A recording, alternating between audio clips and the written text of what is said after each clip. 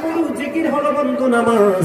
সূরা আনকাবুতের মধ্যে আমার আল্লাহ বলে দিয়েছেন, ইন্নাস সালাতা তানহা আনিল ফাহশাই ওয়াল মুনকার, নামাজ মানুষকে খারাপ কাজ থেকে বাঁচায় রাখে। জোরে জোরে বলুন সুবহানাল্লাহ।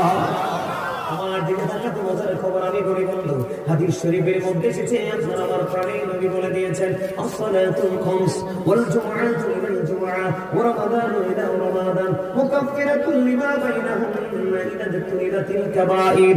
আমার নবী বলেছেন, পাঁচ সালাতুল খামস, পাঁচ ওয়াক্ত নামাজ, ওয়াল জুমআতু ইলাল জুমআ, এক জুমা থেকে আরেক জুমা, ওয়া রমাদানু ইলা রমাদান, এক রমজান থেকে আরেক রমজান। এই জায়গার মধ্যে বন্ধু এক রমজান থেকে আরেক রমজানের মধ্যে গ্যাপ হলো 305 দিনের।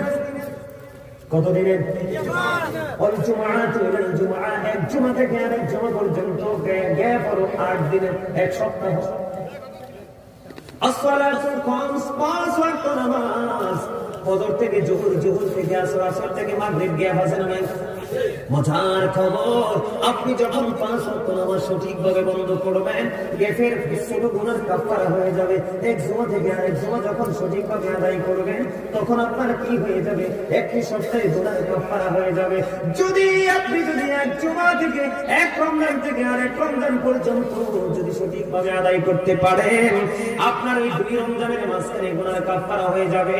তবে শর্ত হলো মুকাফফিরাতুল লিমা বাইনাহুন্না ইযা যুনিলাতিল কাবাইর। শর্ত হলো কবিরা গুনাহ থেকে বেঁচে থাকতে হবে, কবিরা গুনাহ করা যাবে না। জোরে জোরে বলুন সুবহানাল্লাহ।